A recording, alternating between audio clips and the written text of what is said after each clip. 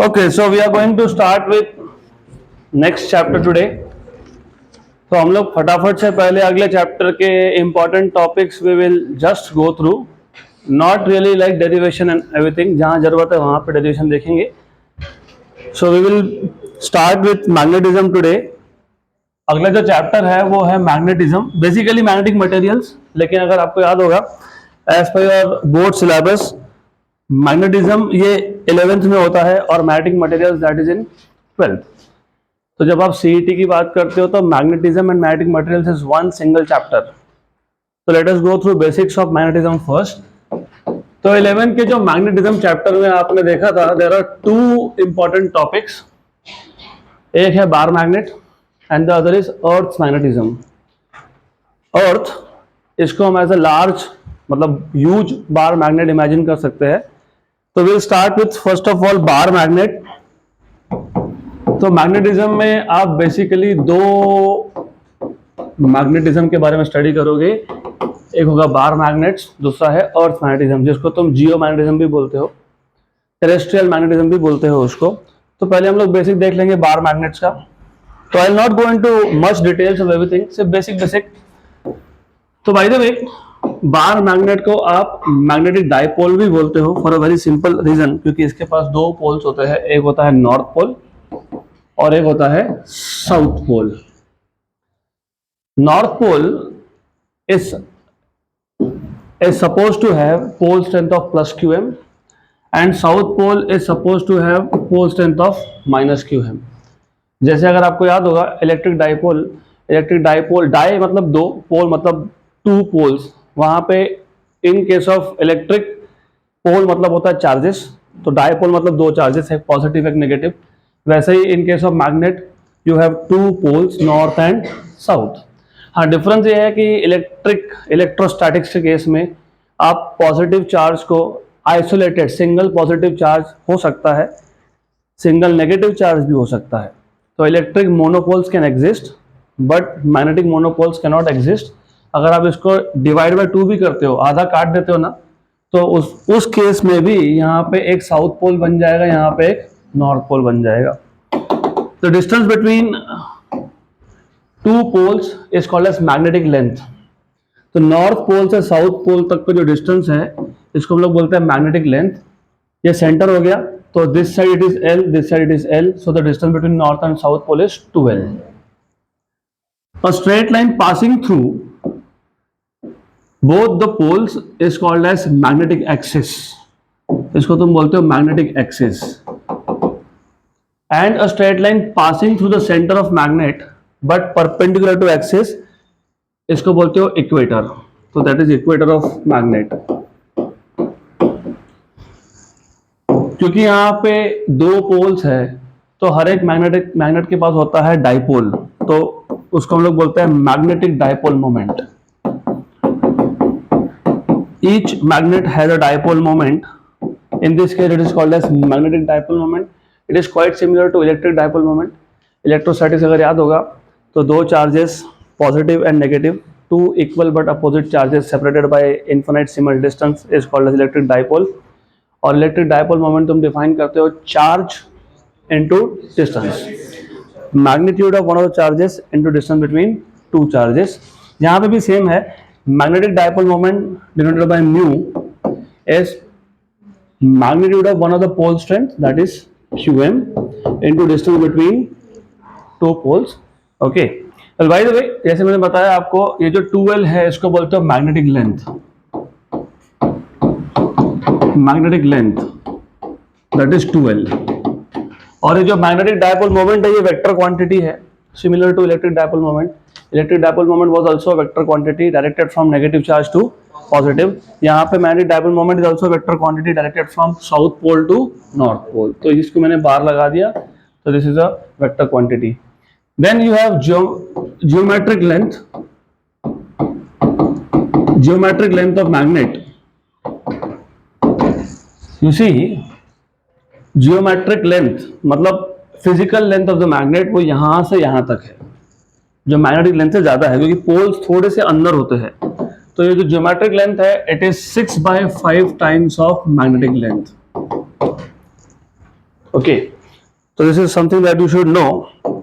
अब अगर मैं इस बार मैग्नेट को एक यूनिफॉर्म मैग्नेटिक फील्ड में रखता हूं तो उस पर टॉर्क एक्ट होगा। तो next thing that you have learned is torque on a bar magnet. Again ये कॉन्सेप्ट सेम है, torque acting on electric dipole and torque acting on magnetic dipole. Magnetic dipole मतलब बार मैग्नेट। अब यहाँ पे मैंने magnetic dipole क्यों नहीं लिखा? फिर देखो ऐसा है, दो टाइप के हम लोग मैग्नेट्स की बात करते हैं। एक तो ये मैग्नेट है ही, दिस इज बार मैग्नेट। दूसरा होता है जब आपके पास एक करंट कैरिंग कॉइल होता है। करंट कैरिंग मतलब इट हैज करंट, तो वो current carrying coil also behaves as if it is a magnetic dipole. तो अगर मेरे पास एक करंट कैरिंग कॉइल है, जो हमने ऑलरेडी देखा था, if you remember in case of ammeter, galvanometer, voltmeter, हमारे पास एक रेक्टेंगुलर कॉइल था जिसमें करंट था। जब आप उसको एक्सटर्नल मैग्नेटिक फील्ड में रखोगे तो उसके ऊपर एक टॉर्क एक्ट होगा। तो वो जो टॉपिक है, it will go into magnetic field due to electric current. यहाँ पे हम लोग फिलहाल सिर्फ बार मैग्नेट्स की बात कर रहे हैं। तो अगर मेरे पास एक बार मैग्नेट है और उसको मैंने एक एक्सटर्नल यूनिफॉर्म मैग्नेटिक फील्ड में रख दिया तो उस पर टॉर्क एक्ट होगा। टॉर्क क्या होता है? If you remember what is torque? जैसे force, unbalance force produces linear motion, वैसे ही रोटेशनल मोशन प्रोड्यूस करने के लिए जो क्वांटिटी रिस्पॉन्सिबल होता है उसको बोलते हैं टॉर्क, राइट? तो torque is responsible for producing rotational motion. The turning effect of a force is called as torque. तो हमारे पास एक एक्सटर्नल यूनिफॉर्म मैग्नेटिक फील्ड है। We have an external uniform magnetic field. I hope you know different types of fields, uniform, non uniform, radial. Uniform field ऐसा होता है, electric हो या मैग्नेटिक हो, यूनिफॉर्म फील्ड मतलब अगर फील्ड की वैल्यू और डायरेक्शन हर एक पॉइंट पे सेम हो, then the field is said to be uniform. For example if you see, मैंने यहाँ पे 4 पैरेलल वेक्टर्स दिखाए ऑफ द सेम लेंथ।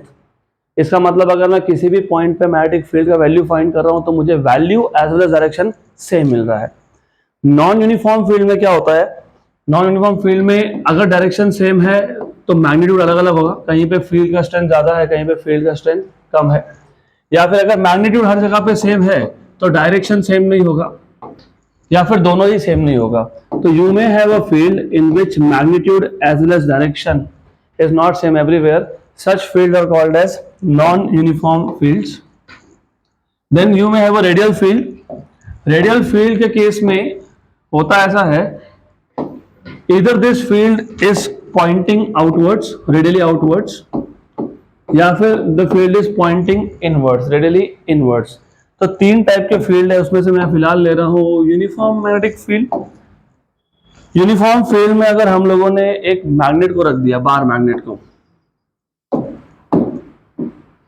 तो इसमें एक बार मैग्नेट है, let us say we have a bar magnet here. And as you know कि bar magnet के पास 2 पोल्स होते हैं, एक साउथ पोल होता है, एक नॉर्थ पोल होता है। By the way, what is the direction of magnetic field? North to south.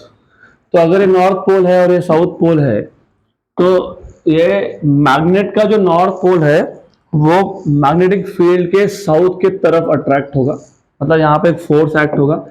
और it is very similar to electric dipole. अगर आपको याद होगा, force acting is, if you remember, do you remember force acting on a charge in an external field क्या था? Q into E। यहाँ पे होता है QM into B। Okay, similarly south pole पे जो फोर्स एक्ट होगा, it is in the opposite direction. North pole पे force act in the direction of field, south पे it is opposite to that of field. तो यहाँ पे आ जाएगा F equal to minus QM into B। तो you have 2 equal but opposite forces acting at 2 different points. जब 2 equal but opposite forces हो, 2 अलग अलग पॉइंट्स पे एक्ट हो रहे हो, तो इट प्रोड्यूसेस रोटेशन। अगर यही 2 फोर्सेस सेम पॉइंट पे एक्ट होंगे तो वो कैंसिल हो जाएंगे। तो यहाँ पे रोटेशन होगा, और रोटेशन होना मतलब टॉर्क एक्ट होना। And as I told you, we will not derive things, will just go through formulas. तो जो टॉर्क है ना, this torque is given by mu bar cross B bar, या फिर it is mu B sine theta, where theta is the angle between magnetic axis या फिर magnetic dipole moment, क्योंकि magnetic axis is also a straight line passing through both the poles। तो ये जो angle theta है ना, ये angle है बिटवीन इधर मैग्नेटिक एक्सिस या फिर डायपोल मोमेंट का डायरेक्शन क्या था, साउथ टू नॉर्थ, और मैग्नेटिक फील्ड में। So theta is the angle between magnetic dipole moment and magnetic field. तो this is the torque acting. Good, तो ये फॉर्मूला टॉर्क एक्टिंग का था। इसके बाद हमने देखा था, if you remember, potential energy of a magnet in a magnetic field, या फिर वर्क डन और पोटेंशियल एनर्जी का फॉर्मूला सेम होता है, क्योंकि फिजिक्स के किसी भी कॉन्टेक्स्ट में पोटेंशियल एनर्जी वर्क से ही आता है। तो यू शुड रिमेंबर कि work done and potential energy हर जगह पे सेम है। तो ये भी याद रखना है इसके आगे। Whenever you talk about potential energy, वो वर्क से ही आता है। I just give an example. Electrostatics में अगर आपको पोटेंशियल एनर्जी का फॉर्मूला याद होगा, इलेक्ट्रोस्टैटिक्स, हम पहला चार्ज लाए इंफिनिटी से, एक पॉइंट पर रख दिया, नो वर्क इज डन, क्योंकि अपोज करने के लिए कोई फील्ड नहीं था। तो work done to bring the first charge is zero, so potential energy is zero. इसलिए हम लोग बोलते हैं potential energy of an isolated charge is zero. जब तुम दूसरा चार्ज ला रहे हो, by the way charges you always bring from infinity, ऐसा क्यों होता है इलेक्ट्रोस्टैटिक्स में देखेंगे। तो उस केस में पहले चार्ज का फील्ड उसको अपोज करेगा, तो आपको वर्क करना पड़ेगा, and that work is stored in the form of potential energy. Correct. इसके बाद आपने इलास्टिसिटी सीखा था, उसमें भी आपने एक वायर लिया था, वायर के नीचे लोड लगाया था, लोड ने एक्सटेंशन प्रोड्यूस किया, मतलब वायर का लेंथ बढ़ाया, डिस्प्लेसमेंट किया, तो जो वर्क लोड ने किया वो पूरे वायर में स्टोर हो गया, उसको तुम बोलते हो इलास्टिक एनर्जी, वो भी होता है पोटेंशियल एनर्जी। फिर हम लोगों ने इलेक्ट्रोस्टैटिक्स में कैपेसिटर में देखा था, when you bring charges one by one, capacitor is a device which is capable of storing electrical energy या फिर इलेक्ट्रिक चार्ज। उस केस में आप देख रहे थे कि जब आप चार्ज ला के डिपॉजिट कर रहे हो कैपेसिटर के ऊपर, तो जो वर्क डन हो रहा है वो स्टोर हो रहा है इन capacitor, that is also potential energy. उसको बोलते हैं again electrostatic energy of a capacitor, right. ऐसे बहुत सारे जगह थे। सरफेस एनर्जी भी आप देखा था मैकेनिकल प्रॉपर्टीज ऑफ फ्लूइड्स में। तो रिमेंबर, वर्क डन मतलब पोटेंशियल एनर्जी होता है, तो कोई दो अलग चीजें नहीं है। अब द आइडिया हियर इज, हमारे पास एक मैग्नेट है जो एक एक्सटर्नल मैग्नेटिक फील्ड में है, और उस पर एक टॉर्क एक्ट हो रहा है। क्योंकि टॉर्क एक्ट हो रहा है तो टॉर्क की वजह से रोटेशन होगा, और रोटेशन की वजह से इसका अलाइनमेंट चेंज हो जाएगा। पहले इनिशियल एंगल था थीटा, अब बन जाएगा थीटा नॉट। ओके, हमको करना क्या था, हमको इसको वापस से इसके ओरिजिनल पोजीशन पे लेके जाना था, मतलब हमको इसको रोटेट करना है through angle theta 0 to theta. अपने आप तो होगा नहीं, तो हमको एक्सटर्नल टॉर्क लगाना पड़ेगा, क्योंकि नेचुरल टॉर्क जो है वो उसको क्लॉकवाइज रोटेट कर रहा है, हमको इसको एंटी क्लॉकवाइज रोटेट करवाना है। तो हम इसके ऊपर एक टॉर्क लगा देंगे, वो टॉर्क बेसिकली वर्क करेगा, and that work done is given by, if you remember, work done is equal to, याद है क्या, mu B cos of initial angle minus cos of final angle. Remember, जो original torque था उसने theta से theta 0 तक rotate कर दिया, मतलब इनिशियल एंगल थीटा था, फाइनल एंगल थीटा 0 था। लेकिन हम जो एक्सटर्नल टॉर्क लगा रहे हैं वो थीटा 0 से कहाँ लेके जा रहा है, थीटा। इसलिए हमारे केस में इनिशियल एंगल क्या है, थीटा 0, और फाइनल क्या है, theta. This work done is stored in the form of potential energy. तो आ जाएगा mu B cos of theta 0 minus cos of theta. Original formula ये है, लेकिन आपके पूरे टेक्स्ट बुक में कहीं पे ये फॉर्मूला मेंशन्ड ही नहीं है। क्यों नहीं, उसका रीजन है क्योंकि वो लोग बाय डिफॉल्ट क्या अज्यूम करते हैं कि जो मैग्नेट है बाय डिफॉल्ट उसका इनिशियल ओरिएंटेशन ऐसा है, ऐसा है मतलब 90 डिग्री। तो थीटा 0 क्या हो जाएगा, 90। What is cos 90, 0। तो अगर इनिशियल ओरिएंटेशन 90 डिग्री है तो उस केस में you will have u equal to mu B cos of 90 0 minus cos theta, फिर ये हो जाएगा u equal to minus mu B cos theta, and by definition it is minus mu bar dot B bar, क्योंकि आपको याद होगा दो vectors का scalar product dot product A bar dot B bar is A B cos theta. तो यहाँ पे आगे आपके पास म्यू बी कॉस थीटा, तो क्या लिख दिया, minus mu bar dot B bar. इसमें हम लोगों ने स्पेशल केसेस देखे थे, कुछ स्पेशल केसेस नहीं है, सिर्फ मिनिमम और मैक्सिमम पोटेंशियल एनर्जी का आपको पता होना चाहिए। When is the minimum potential energy and when is the maximum potential energy, इस पे से बहुत सारे क्वेश्चंस भी सॉल्व होंगे आपके। तो पहला केस, रिमेंबर मिनिमम, मिनिमम मतलब लोवेस्ट पॉसिबल वैल्यू, है ना। तो मिनिमम पोटेंशियल एनर्जी कब होगा, जब cos थीटा की वैल्यू हो जाएगी 1। cos थीटा की वैल्यू कब होती है 1, 0 पे। तो अगर थीटा की वैल्यू 0 हो गई, फाइनल एंगल इज 0, तो जो आपको पास पोटेंशियल एनर्जी होगा that is minus mu B, क्योंकि cos of 0 is 1, right. Well by the way, अब ये थीटा की वैल्यू 0 होना मतलब क्या, रिमेंबर थीटा का वैल्यू 0 होने का मतलब ऐसा होता है, ये जो बार मैग्नेट है आपके पास, बार मैग्नेट, इसका ओरिएंटेशन जो है वो ऐसा हो जाएगा, ऐसा, मतलब नॉर्थ पोल यहां पे आ जाएगा और साउथ पोल यहां पे आ जाएगा, तो 0 एंगल हो गया। अब इसको मिनिमम पोटेंशियल एनर्जी क्यों बोलते हैं, by the way minimum potential energy is the most stable state हर एक केस में, even in case of gravity. If I release this pen, ये पेन को छोड़ दिया तो ये नीचे जाएगा इस फ्लोर तक, राइट, करेक्ट। क्यों, क्योंकि यहां पे उसका पोटेंशियल एनर्जी ज्यादा है। जब तक उसको लोकल मिनिमम नहीं मिलेगा, लोकल मिनिमम मतलब इस क्लासरूम के अंदर जब तक उसको मिनिमम पोटेंशियल एनर्जी का पोजीशन नहीं मिलेगा वो रुकेगा नहीं। अब यही पेन को मैं खिड़की के बाहर ड्रॉप करता हूं, कहां जाएगा, सीधा ग्राउंड पे, क्योंकि ग्राउंड उसके लिए क्या होगा, मिनिमम पोटेंशियल एनर्जी।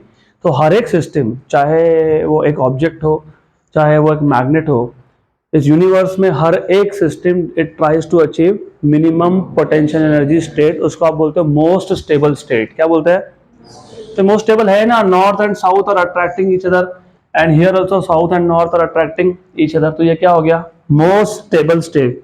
तो मोस्ट स्टेबल स्टेट में you will find angle is 0, तो मिनिमम पोटेंशियल एनर्जी, मिनिमम मतलब माइनस साइन, तो एंगल क्या हो गया 0। इसको क्या बोलोगे, मोस्ट स्टेबल स्टेट, या तो इसको स्टेबल इक्विलिब्रियम भी बोलते हैं। क्या बोलते हैं इसको, स्टेबल इक्विलिब्रियम। केस 2, अगर एंगल 180 है तो, अगर एंगल 180 है तो जो नॉर्थ पोल है वो यहां आएगा और जो साउथ पोल है वो यहां पे आएगा। South south repel each other, north north repel each other, ये होता है maximum potential energy state. So this is maximum potential energy state. तो U equal to minus mu B cos of 180 -1, तो प्लस हो जाएगा ये, तो प्लस म्यू बी। इसको बोलते हैं मोस्ट अनस्टेबल स्टेट या फिर अनस्टेबल इक्विलिब्रियम। अब इसको मोस्ट अनस्टेबल स्टेट या अनस्टेबल इक्विलिब्रियम बोलने का रीजन बहुत सिंपल सा है, नॉर्थ एंड नॉर्थ क्या करेंगे, रिपेल, साउथ एंड साउथ क्या करेंगे, repel, that is why it is called as most unstable या फिर स्टेट या फिर अनस्टेबल इक्विलिब्रियम, करेक्ट। तो याद रखना, और ये कुछ नया फॉर्मूला नहीं है, ये सेम फॉर्मूला आपको इलेक्ट्रिक डायपोल के लिए भी लगते हैं, सेम सेम म्यू की जगह पे पी लिखते हो, क्योंकि इलेक्ट्रिक डायपोल मोमेंट आप पी से डिनोट करते हो, बी की जगह पे आप ई लिखते हो, that is the only difference. इसके बाद we have seen magnetic field intensity. Magnetic field intensity मतलब जैसे तुम इलेक्ट्रिक फील्ड इंटेंसिटी फाइंड करते हो, if you remember I have told you in theory classes, अगर आपको इलेक्ट्रोस्टैटिक्स अच्छे से पता है तो आपको मैग्नेटिज्म बाय डिफॉल्ट ही आएगा। तो ऐसा है, हमारे पास एक इलेक्ट्रिक डायपोल था, मान लो यहाँ पे नेगेटिव चार्ज है, यहाँ पे पॉजिटिव चार्ज है, and the line passing through both charges is called as axis of dipole. Then you have a line which is passing through center of dipole but perpendicular to axis is called as equator. यहाँ भी same concept है। हमने dipole का electric field 2 point पे find किया था, एक था एक्सिस पे और एक था इक्वेटर पे, करेक्ट। तो हमने मैग्नेटिक फील्ड भी 2 पॉइंट पे फाइंड किया था, एक था एक्सिस ऑफ मैग्नेट पे और एक था इक्वेटर। सिर्फ डिफरेंस ये है कि नाम चेंज है, नाम में एक्सिस पे जब फाइंड करते हो तो उसको एक्सिस नहीं बोलते, यहाँ पे इक्वेटर पे फाइंड करते हो तो उसको इक्वेटर नहीं बोलते। जब तुम एक्सिस पे फाइंड करते हो तो उसको बोलते हैं end on position, end on position. क्यों एंड ऑन पोजीशन, क्योंकि बार मैग्नेट अगर आप देखोगे तो it is like a rod, it is like a rod, तो एंड ऑन, तो यहाँ पे नॉर्थ पोल है, यहाँ पे साउथ पोल है, तो ये एंड हो गया ना। तो अगर आप एक्सिस पे फाइंड करें तो क्या बोलते हैं, एंड ऑन पोजीशन, राइट। और अगर आप इक्वेटर पे फाइंड कर रहे हो तो पता क्या बोलते हैं उसको? नहीं पता होना चाहिए। ब्रॉड साइड ऑन पोजीशन, क्योंकि ब्रॉड साइड है, ये नैरो साइड है। ब्रॉड साइड यहां से यहां तक ये ब्रॉड साइड है ना, तो जब इक्वेटर पे फाइंड करते हो तो क्या बोलते हैं? Broad side on position. और एक्सिस पे फाइंड करते हो तो क्या बोलते हैं? End on position. तो सिर्फ नाम थोड़ा सा चेंज है, कहीं पे एक्सिस भी बोला होगा, आई एम नॉट सेइंग कि हर बार यही वर्ड यूज होंगे। तो when you talk about magnetic field intensity, आपको एक बार मैग्नेट का मैग्नेटिक फील्ड फाइंड करना है एट एक्चुअली 3 डिफरेंट पोजीशंस। मैं तीनों बता देता हूं। एक्चुअली आपको एक ही फॉर्मूला याद रखना है, बट अभी ठीक है, I will tell you how to derive all the formulas from one single formula.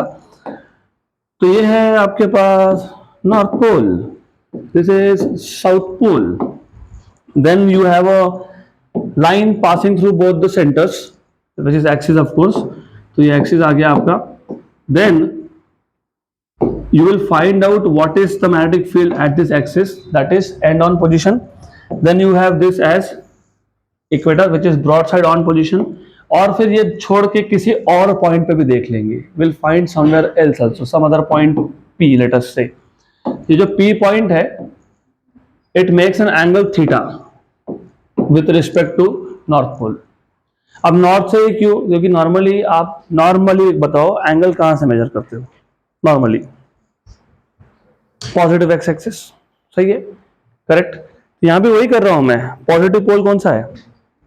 हाँ, तो मैं नॉर्थ पोल से एंगल मेजर कर रहा हूं। और नॉर्थ पोल को वहां दिखाओगे तो एंगल वहां से मेजर कर लेना। तो आइडिया इज द सेम। हम लोग मैथमेटिक्स नहीं चेंज करने वाले, we will keep conventions, always measure from positive side. तो पॉजिटिव नॉर्थ है तो नॉर्थ से मेजर कर लूंगा एंगल। तो 3 जगह पे मैग्नेटिक फील्ड फाइंड करना है, एक्सिस पे, इक्वेटर पे and some arbitrary point, random point. तो पहले हम लोग देखेंगे end on position. End on position, end on position का मतलब होता है एक्सिस। तो you are finding out what is actual magnetic field, तो I just call this as axis.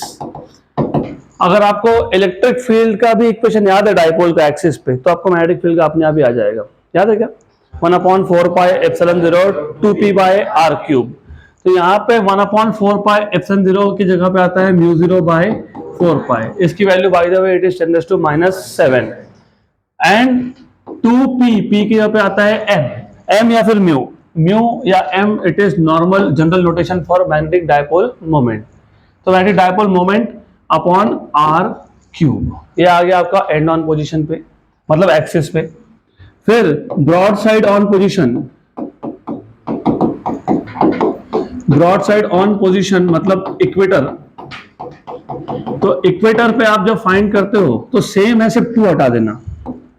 तो it is mu 0 by 4 pi, mu 0 by 4 pi mu by r cube. लेकिन by the way ये जो formulas मैंने लिखे हैं ये है शॉर्ट डाइपोल के लिए। You know what is short dipole? These are not general formulas, ये शॉर्ट डाइपोल के लिए। अभी शॉर्ट डाइपोल क्या होता है बता देता हूं। वो भी ऐसा है, ये आपके पास था मैग्नेट,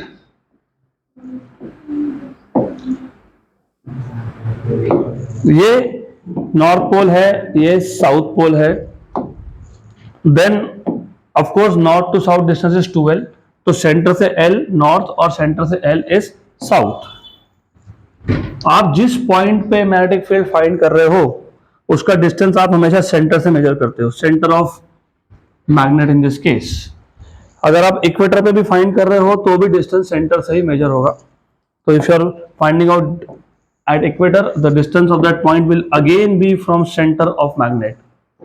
मान लो यहाँ पे एक P डैश पॉइंट है and imagine you have a point P here axis पे। तो ये जो डिस्टेंस है r या फिर ये जो डिस्टेंस है r, it is very very very greater than L। तो r is very very greater than L। इसको बोलते हैं शॉर्ट डाइपोल। डाइपोल शॉर्ट है, छोटा है, और जिस पॉइंट पे तुम फील्ड फाइंड कर रहे हो वो बहुत दूर है। तो जो फॉर्मूला मैंने बताया आपको वो शॉर्ट डाइपोल के लिए है। Those are special cases, general formulas are not the same. General formulas क्या है वो हम लोग न्यूमेरिकल जब आएगा तब देख लेंगे।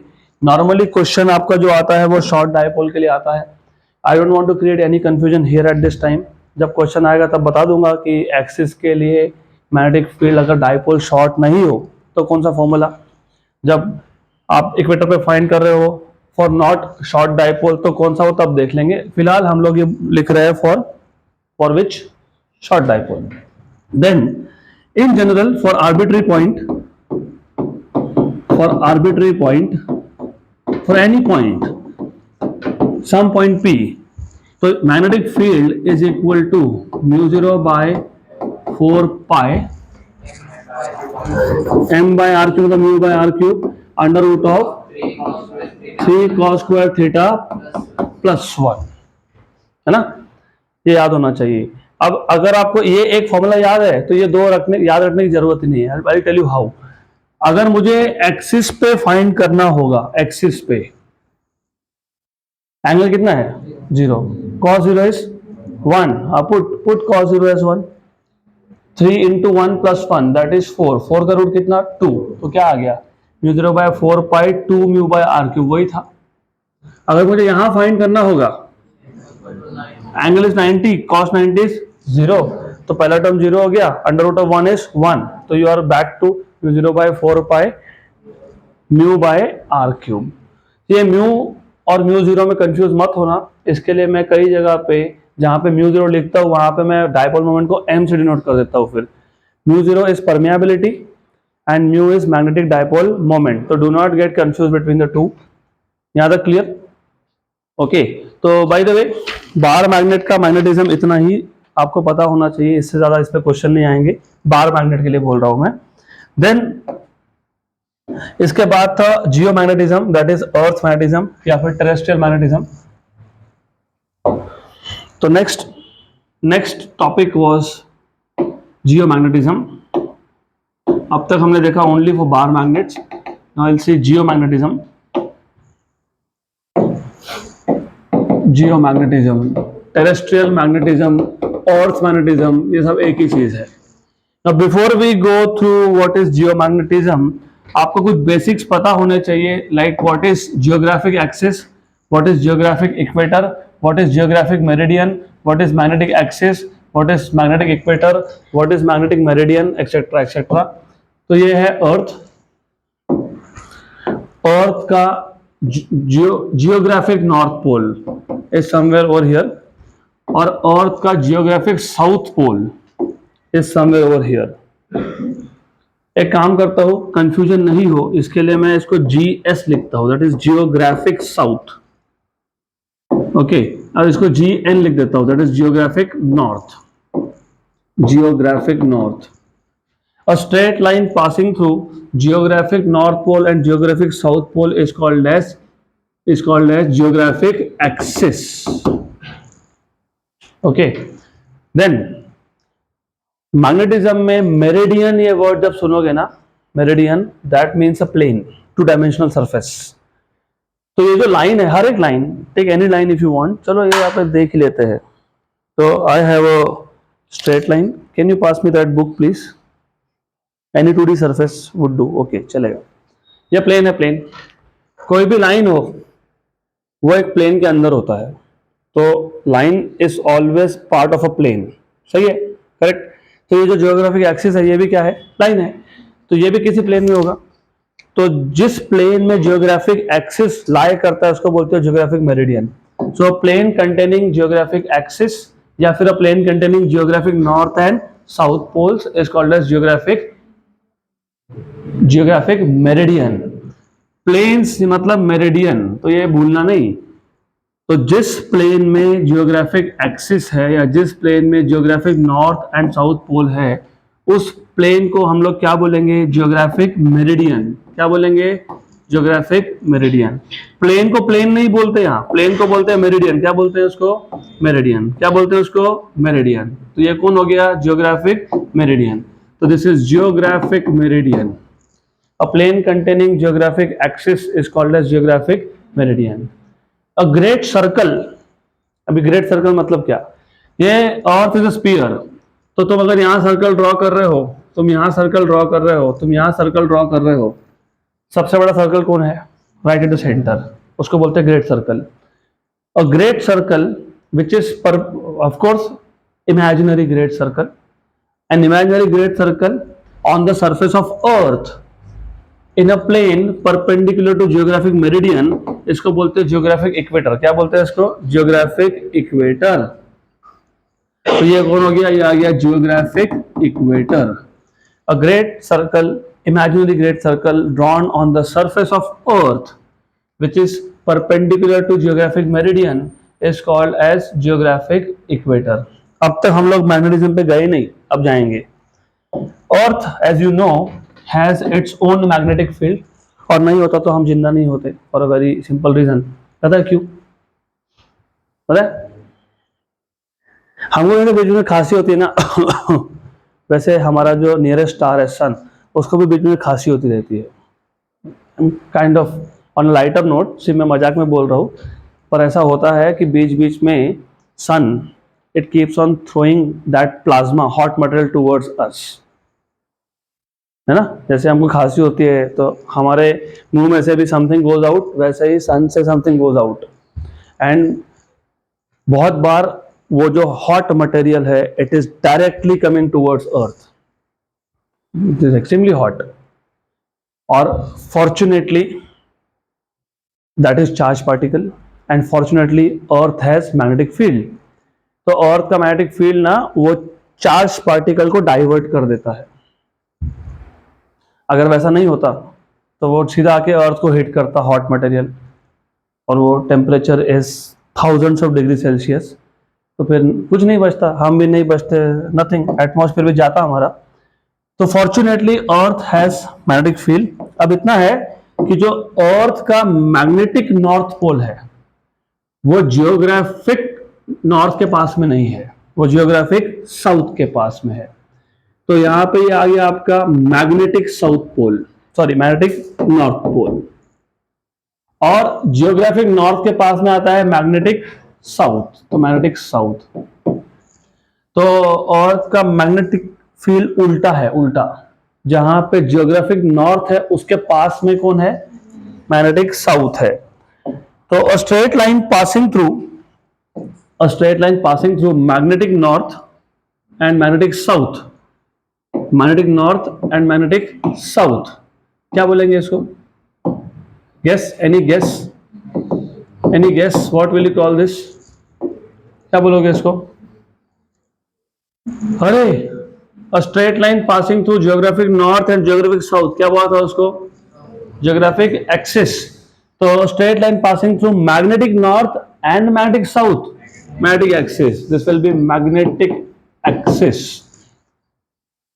उसके बाद जैसे जियोग्राफिक एक्सिस एक प्लेन का पार्ट था, उस प्लेन को तुमने बोल दिया जियोग्राफिक मेरिडियन, वैसे ही a plane containing magnetic axis is called as magnetic meridian.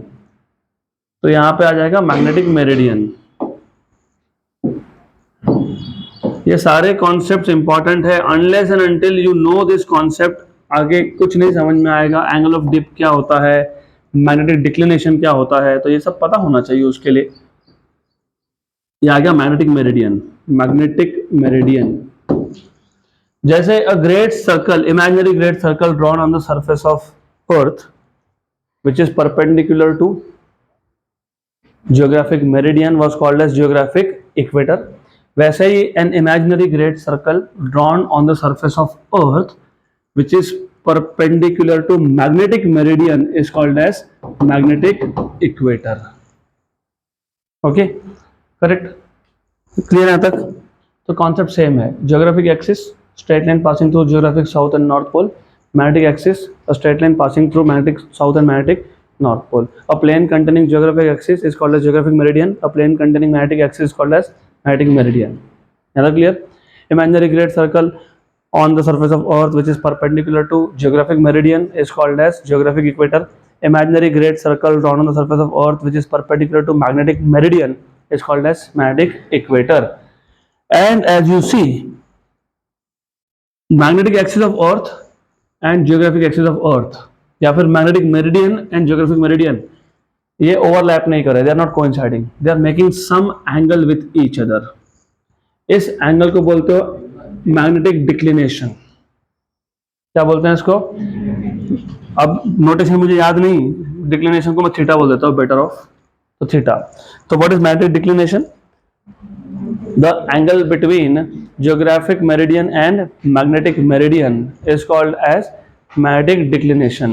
The angle between geographic meridian and magnetic meridian is called as magnetic declination, theta. फिर magnetic meridian and geographic meridian, ये दो planes है, ये तो clear हो गया, there are two planes. सिर्फ मैं इसको अलग ओरिएंटेशन से ड्रॉ कर रहा हूं। I am just drawing them with a slight different orientation. ये हो गया आपका magnetic meridian. Okay, I'll just change the colors of it. Better off, I'll keep magnetic meridian in red color. तो ये हो गया आपका मैग्नेटिक मेरिडियन। प्लेन है तो प्लेन को तो मैं ऐसा भी दिखा सकता हूं, this is plane. Okay, then we have a geographic meridian. सिर्फ क्या है, इसको मैंने एक ओपन बुक जैसे शो करना है। ओपन बुक, पता है ना ओपन बुक कैसा दिखता है, वैसे ही यहां ड्रॉ कर दिया। ओके, तो ये जो व्हाइट में है ये कौन सा मेरिडियन है? Geographic meridian. और ये जो रेड में ये कौन है? Magnetic meridian. इन दोनों में जो एंगल था उसको तुमने क्या बोला? Magnetic declination, that is theta. Correct, clear यहां तक? अगर मेरे पास एक कंपास है, पता है कंपास पता है ना, विच गिव्स यू डायरेक्शन, उसमें जो पॉइंटर होता है उसको बोलते हैं मैग्नेटिक नीडल। क्या बोलते हैं उसको?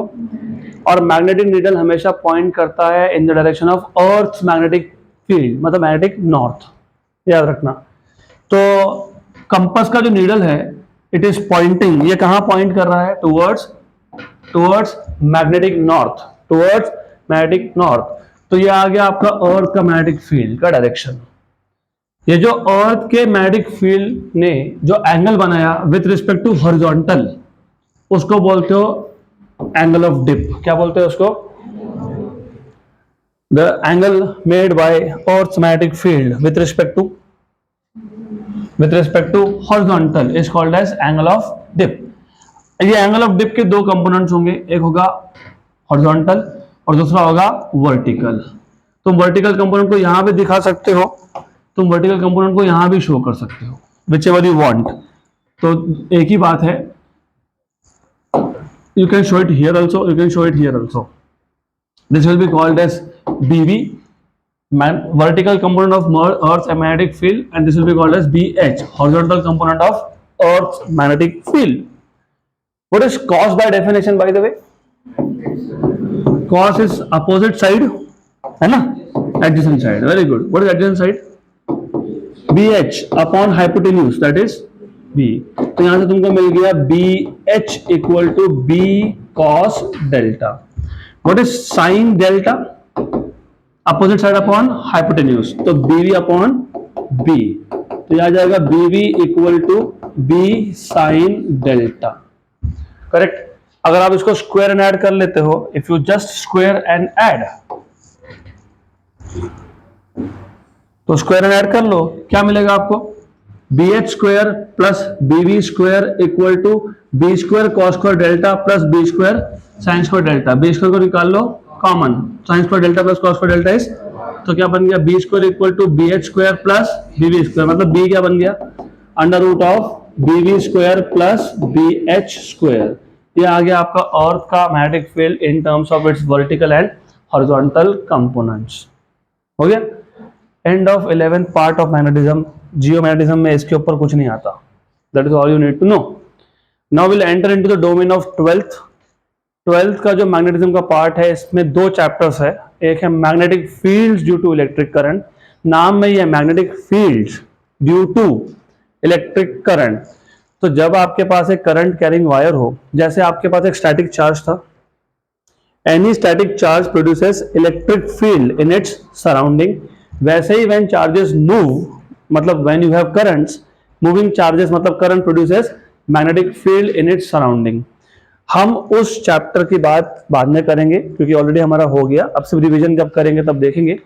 दूसरा पार्ट होता है, देखो मैग्नेटिज्म दो टाइप से मिलता है, एक है ड्यू टू करंट, जब करंट पास करोगे तब मैग्नेटिक फील्ड जनरेट होगा, that is magnetic field due to electric current. दूसरा है magnetic materials. Then you have naturally occurring substances which show magnetic properties, उसमें करंट पास नहीं करोगे तो भी मैग्नेटिक प्रॉपर्टीज है। तो मैग्नेटिक मटेरियल्स में you will be focusing on such materials which by nature are magnetic. तो मैग्नेटिक मटेरियल्स, बड़बड़ नहीं, तो magnetic materials, well by the way एक चीज तो पक्का है, magnetic field due to electric current में हमने देखा था कि जहां पे भी करंट कैरिंग लूप हो वहां पे क्या जनरेट होता है, मैग्नेटिक फील्ड। तो ये सोचो कि कोई मटेरियल है जो मैग्नेटिक इन नेचर है, उसमें मैग्नेटिज्म आया कहां से, फिर मैग्नेटिज्म आएगा कहां से, करंट से ही आएगा, राइट। हमने करंट तो पास किया नहीं, हमने करंट नहीं पास किया, तो फिर मैग्नेटिज्म कहां से आ गया, इलेक्ट्रॉन्स। क्योंकि एट एटॉमिक लेवल एक सब्सटेंस को आप देखोगे तो ultimately it will be made up of atoms और मॉलिक्यूल्स, मॉलिक्यूल को भी देखोगे तो it will be made up of ultimately atoms, है ना। एटम में क्या होता है, electrons which are revolving around nucleus. तो motion of electron around nucleus is like a current loop, tiny current loop. तो मतलब बेसिकली करंट तो यहां पे भी है फिर। तो इन case of magnetic materials the magnetic properties are coming due to motion of electron around the nucleus, right। तो इलेक्ट्रॉन जब मूव होगा around the nucleus it will be like a current loop. तो यहां पे होगा मैग्नेटिक डाइपोल मोमेंट, क्योंकि आपने देखा था any current carrying loop behaves as a magnetic dipole. अगर आपको करंट एंटी क्लॉकवाइज दिख रहा है तो दैट इज नॉर्थ पोल, और अगर क्लॉकवाइज दिख रहा है तो दैट इज साउथ पोल। मेरे पास अगर एक करंट कैरिंग लूप है ना, अगर मुझे एंटी क्लॉकवाइज दिख रहा है तो मेरे साइड पे नॉर्थ पोल है, वही आपके साइड पे साउथ होगा, क्योंकि आपको वही करंट कैसा दिखेगा, क्लॉकवाइज। तो इलेक्ट्रॉन जब मूव होगा it is like a tiny current loop, तो it will basically generate magnetic fields. तो हर एक electron, motion of electron will produce dipole. तो इसलिए हम लोग सबसे पहले देखेंगे electron, revolving electron as a magnetic dipole. तो रिवॉल्विंग इलेक्ट्रॉन, हाँ यहां पे मुझे आपको डेरिवेशन करके देना पड़ेगा, क्योंकि इस केस में इंटरमीडिएट स्टेप्स जो आते हैं डेरिवेशन के बीच के स्टेप्स, वहां उस पर भी क्वेश्चन बनते हैं। तो let us derive it, very simple, it will take a few minutes. तो revolving electron as a magnetic dipole moment, magnetic dipole moment, ये जस्ट मैग्नेटिक डाइपोल, ठीक है। अब ऐसा है, इसका रेडियस r मान लेते हैं। If you remember dipole moment is current into area, very good. Current is charge per unit time, charge कौन था, इलेक्ट्रॉन, तो E। कैपिटल T मतलब time period, time taken by electron to complete one revolution. Area is pi r square. Speed is distance upon time, तो time is distance upon speed. तो जो time period होगा ना, वो अगर distance, एक round में डिस्टेंस है 2 पाई आर, स्पीड है v, तो आपको मिल जाएगा mu equal to E by 2 pi r by v गया ऊपर, pi r square, r r pi pi हो गया कैंसल, तो EVR बाय 2। ये पहला फॉर्मूला है, इस पे भी क्वेश्चंस आते हैं, इस पे भी क्वेश्चंस आते हैं। This is magnetic dipole moment, okay. Well by the way this is magnetic dipole moment due to which motion,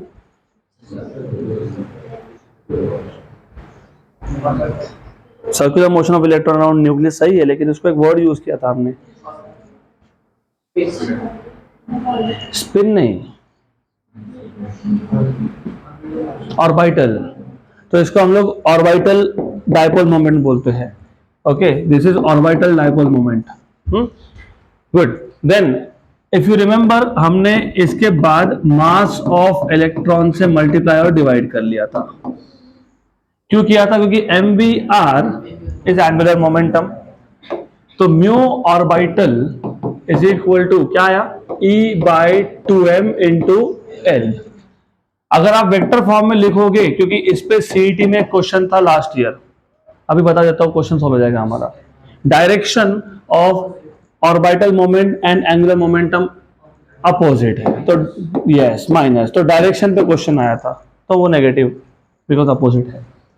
अगर मैं वापस से स्केलर फॉर्म पे आता हूं तो if you remember we are talking about electron which is revolving around nucleus in an atom, तो इस पे एटॉमिक मॉडल्स भी एप्लीकेबल है। Bohr's second postulate, L equal to NH upon 2 pi, very good, correct, है clear. तो ये आ गया आपका mu orbital equal to NEH upon 4 pi m। इसमें जो सबसे कम वैल्यू होगी, देखो बाय द वे अब याद रखना इसको भी एक नाम था, बोर मैग्नेट्रॉन नहीं बोलते इसको, चलो ठीक है। जब भी आप एक एटम के डायपोल मोमेंट की बात करोगे तो वो होगा इन terms of dipole moment of electron, और इलेक्ट्रॉन कौन से ऑर्बिट पे है उस पर डिपेंड करता है what is the dipole moment. सबसे कम किसके लिए है, फर्स्ट ऑर्बिट। तो अगर मैं n की वैल्यू को 1 कर दूं, if n equal to 1, if n is equal to 1, तो क्या बन जाएगा, क्या बन जाएगा, EH अपॉन 4 पाई m, इसको बोलते हैं Bohr magnetron, that is the minimum value, okay. और जरूरी नहीं कि यही फॉर्म है उसका, it's not required that this is the only form, okay. तो आएगा बाद में देखेंगे, अभी फिलहाल तो इतना याद रखो, तो दैट इज बोहर मैग्नेट्रॉन। है क्लियर, गुड। इसके बाद जो सीक्वेंशियली तुमने टॉपिक सीखा था, you should remember, that is magnetisation. अभी मैग्नेटाइजेशन क्या होता है वो भी समझ लो। देखो नहीं, वो डेफिनेशन अपार्ट, डेफिनेशन तो ठीक है तुमको याद रह जाएगा, concept is more important here. मैंने बोला कि ये नेचुरली ऑकरिंग मैग्नेट्स है, तो मैग्नेटिक प्रॉपर्टीज कहाँ से आ रहा है, इलेक्ट्रॉन्स के मोशन से। मैं अभी तक सिर्फ सिंगल इलेक्ट्रॉन की बात कर रहा हूँ, लेकिन जब बल्क सब्सटेंस बनेगा, मतलब मेनी एटम्स कम टुगेदर, और you remember this is a vector quantity, तो ये जो मैग्नेटिक डायपोल मोमेंट है ऑर्बिटल मैग्नेटिक डायपोल मोमेंट, जब बल्क सब्सटेंस बनता है तो many orbital moments are coming together, मतलब many vectors are coming together. तो जब बल्क सब्सटेंस बनेगा, resultant can be zero, resultant may not be zero, है ना। जब बहुत सारे वेक्टर साथ में आते हैं तो डायरेक्शन कैसा है, अगर रैंडमली ओरिएंटेड वेक्टर्स है तो रिजल्टेंट क्या होता है, जीरो। तो जब बल्क सब्सटेंस बनेगा तो यू मे और may not have net dipole moment, सारे डायपोल मोमेंट कैंसिल हो गए या फिर कैंसिल नहीं हुए। अगर कैंसिल नहीं हुए तो यूनिट वॉल्यूम में, सब्सटेंस के अंदर यूनिट वॉल्यूम में कितना डायपोल मोमेंट बचा, उसको क्या बोलते हो, मैग्नेटाइजेशन। तो magnetisation is defined as the net dipole moment per unit volume. Magnetisation mz is net dipole moment per unit volume, याद रखना आप। क्लियर, पक्का, sure. I will not go into units, पर तुमको पता होना चाहिए ये IA है, IA होता है एम्पियर मीटर स्क्वायर, नीचे होता है मीटर क्यूब, तो ampere per metre, very good, clear, है तो क्लियर। इसके बाद आपने देखा था टोरॉइड का केस, इसके बाद आपके पास एक टोरॉइड था,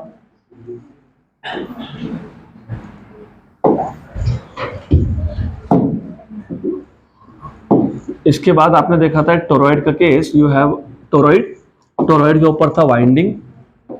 और बाय द वे ये लास्ट चैप्टर से कनेक्टेड है, प्रीवियस चैप्टर से कनेक्टेड है ये टॉपिक, क्योंकि प्रीवियस चैप्टर में आपने टोरॉइड के एक्सिस पे, एक्सिस ऑफ टोरॉइड मतलब समवेयर ओवर हियर, आपने यहाँ पे मैग्नेटिक फील्ड फाइंड किया था ड्यू टू करंट। जब तुम इस कॉइल में से करंट पास करते हो तो ये जो करंट है टोरॉइड के एक्सिस पे मैग्नेटिक फील्ड जनरेट करता है μ0 Ni, this is magnetic field due to current. जब पिछले चैप्टर में हमने टॉपिक देखा था तब हमने जो कोर है टोरॉइड का, ये नॉन मैग्नेटिक इन नेचर लिया था, मतलब ये जो कोर है वो मैग्नेटिक था ही नहीं, तो वहां पे मैग्नेटिक फील्ड मिलता था ओनली बिकॉज ऑफ करंट, तो इसको तुम डिनोट कर दोगे अब B0 से। एडिशनली अब क्या है कि ये जो कोर है ये भी मैग्नेटिक इन नेचर है, तो मैं इसको लिखता हूं BM μ0 MZ। तो इस केस में you have two magnetic fields at the axis which is because of current and because of material. तो net magnetic field, total magnetic field is B0 plus BM, तो this is equal to μ0 Ni plus mu zero M Z. अगर आपको याद होगा ये Ni को तुम बोलते हो H, magnetic field intensity. Words will remain important. Magnetic field intensity मतलब H, that is Ni, that is a contribution to the magnetic field due to current. Okay तो मैंने अगर बोल दिया कि फील्ड इंटेंसिटी जीरो है, मतलब कॉन्ट्रीब्यूशन सिर्फ किसका है? मैग्नेटाइजेशन का, मतलब करंट तो है ही नहीं वहां पे। तो म्यू जीरो एम जेड, तो म्यू जीरो कॉमन निकाल लोगे H प्लस एम जेड। लेकिन गोइंग बैक, इसके बाद तुमने एक मैग्नेटिक ससेप्टिबिलिटी नाम का कॉन्सेप्ट डिफाइन किया था। Magnetic susceptibility, it is the ratio of, क्या था रेशियो याद है? Magnetisation to that of magnetic field intensity, मतलब mz by h। बेसिकली आपको काय बताता है कि कंट्रीब्यूशन फ्रॉम मटेरियल कितना है और कंट्रीब्यूशन फ्रॉम करंट कितना है। तो रेशियो मतलब कंट्रीब्यूशन देगा आपको। तो यहाँ पे क्या लिखोगे? काय h, where chi is susceptibility, 1 plus काय और h आउटसाइड। ये 1 प्लस काय को रिलेटिव परमेबिलिटी बोलते हैं। क्या बोलते हैं? Mu r, relative permeability. और mu zero into mu r को एब्सोल्यूट परमेबिलिटी बोलते हैं, है ना? मैग्नेटिक परमेबिलिटी बोलते हैं। Very good. एब्सोल्यूट भी बोलते हैं कहीं कहीं पे, एक ही बात है वो। तो mu zero is permeability of free space, mu r is relative permeability. Mu zero into mu r is mu which is called as permeability of the material या फिर एब्सोल्यूट परमेबिलिटी, म्यू एच। यहाँ तक clear? Good.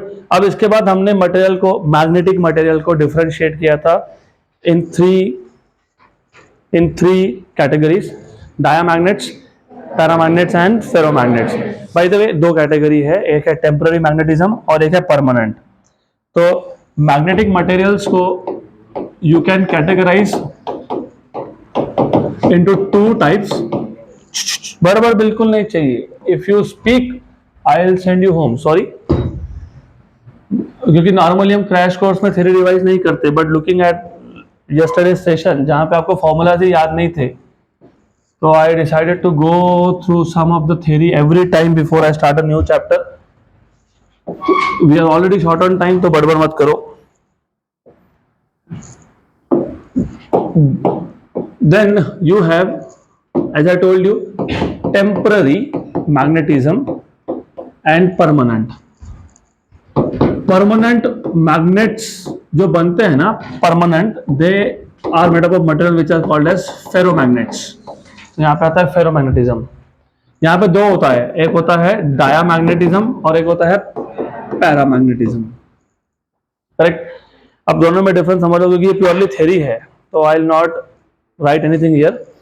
देखो ultimately at the atomic level या सब atomic level magnetic properties कहाँ से आ रहे हैं? because of motion of electrons. Now you must have heard there is some principle called as Pauli's exclusion principle. सुना होगा, केमिस्ट्री में तो सुना होगा ही। No two electrons can have same set of principal, 4 quantum number है ना, तो n which is principal quantum number, azimuthal L, ml and ms। तो ये जो 4 क्वांटम नंबर है, किसी भी दो इलेक्ट्रॉन्स के लिए चारों क्वांटम नंबर की वैल्यू सेम नहीं हो सकती है। अगर n सेम है, l सेम है, ml सेम है, तो ms सेम नहीं हो सकता है। तो रिमेंबर, ms की वैल्यू या तो पॉजिटिव हाफ या तो नेगेटिव हाफ आता है। अब ऐसा क्यों होता है? थोड़ा सा इसको अगर तुम रियल लाइफ से कनेक्ट करोगे, ऐसा क्यों? क्यों दो इलेक्ट्रॉन्स के चारों क्वांटम नंबर की वैल्यू सेम नहीं हो सकते? It is as good as saying कि सीट एक है, उस पर 2 लोग बैठे हुए हैं। बैठ सकते हो क्या एक सीट के ऊपर 2 लोग? नहीं ना, नहीं बैठ सकते। एक बेंच पे नहीं बोल रहा हूँ, एक सिंगल सीट पे बोल रहा हूँ। तो जब आप देखते हो ना, यू सी पहले ऑर्बिट में 2 इलेक्ट्रॉन्स है, इनका n सेम है, इनका l सेम है, इनका ml भी सेम है, लेकिन इनका ms सेम नहीं है। ठीक, एक का अगर मैग्नेटिक स्पिन ऊपर पॉइंट कर रहा है तो दूसरे का नीचे पॉइंट कर रहा है। तो डायामैग्नेटिक सब्सटेंस में नॉर्मली पेयर्ड इलेक्ट्रॉन्स होते हैं। पेयर्ड मतलब इवन नंबर ऑफ इलेक्ट्रॉन्स, पता ना, pairing, up spin down spin का पेयरिंग होता है, दिख रहा है, अप स्पिन डाउन स्पिन। तो अगर एक सब्सटेंस के पास इवन नंबर ऑफ इलेक्ट्रॉन्स है, इवन मतलब पेयर्ड इलेक्ट्रॉन्स है, तो उस एटम के पास इन जनरल डायपोल मोमेंट बचता ही नहीं है, क्योंकि प्लस और माइनस कैंसल्स आउट। तो जब एक एटम के पास ही डायपोल मोमेंट नहीं है तो सब्सटेंस के पास क्या आएगा? Nothing, absolutely nothing, right.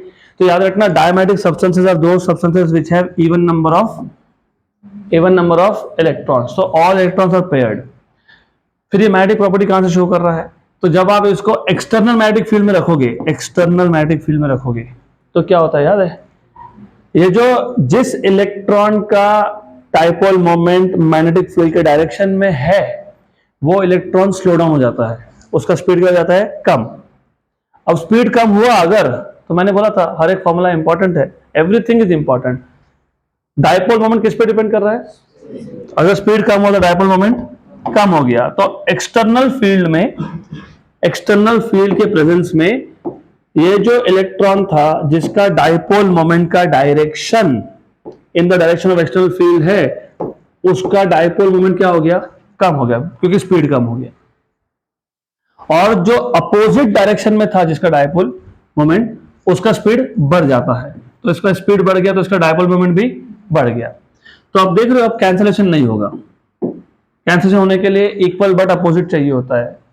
तो यहां पे इफ यू सी, ये इसका वैल्यू कम है, इसका वैल्यू ज्यादा है, तो यहां पे एक नेट मैग्नेटिक मोमेंट डेवलप हो गया in the direction opposite to that of external field. तो ये नेट फील्ड जनरेट हुआ है और ये एक्सटर्नल फील्ड था। तो when you keep a diamagnetic substance in a magnetic field, the electron whose spin is in the direction of external field slows down and hence इसका dipole moment कम हो गया, and electron whose spin is pointing opposite to that of external field वो speed up हो जाता है, तो उसका magnetic field dipole moment भी बढ़ गया। करेक्ट। तो net dipole moment आ जाएगा आपका एक्सटर्नल फील्ड को अपोजिट डायरेक्शन में, जिस डायरेक्शन में नेट डायपोल मोमेंट हो उस डायरेक्शन में नेट मैग्नेटिक फील्ड डेवलप होता है। तो नाउ सब्सटेंस हैज मैग्नेटिज्म। फिर हमने बहुत सारे प्रॉपर्टीज देखे थे। Such substances when kept in an uniform magnetic field moves from stronger to weaker because they are weakly repelled, right. बहुत सारे properties, I will not go into properties अभी करने बैठेंगे तो टाइम निकल जाएगा हमारा। But then there are some properties that you should know of course, जैसे they are weakly repelled etcetera. Then paramagnetic substance में ऑड नंबर ऑफ इलेक्ट्रॉन्स होते हैं। ऑड नंबर ऑफ इलेक्ट्रॉन्स मतलब फॉर एग्जांपल 11 इलेक्ट्रॉन्स है, तो 5 तो pair बन गए, 2 के 5, वो तो न्यूट्रलाइज हो गया, वहां तो स्पिन्स कैंसिल हो गए। तो डायपोल मोमेंट आ रहा है सिंगल इलेक्ट्रॉन से, मतलब हर एक atom itself is a tiny magnet, क्योंकि रिमेंबर यहाँ पे एटम के पास नेट डायपोल मोमेंट है। डायमैग्नेट में कैंसिल हो गया, कुछ बचा ही नहीं, लेकिन पैरामैग्नेट में there is net dipole moment with each atom coming because of unpaired electron.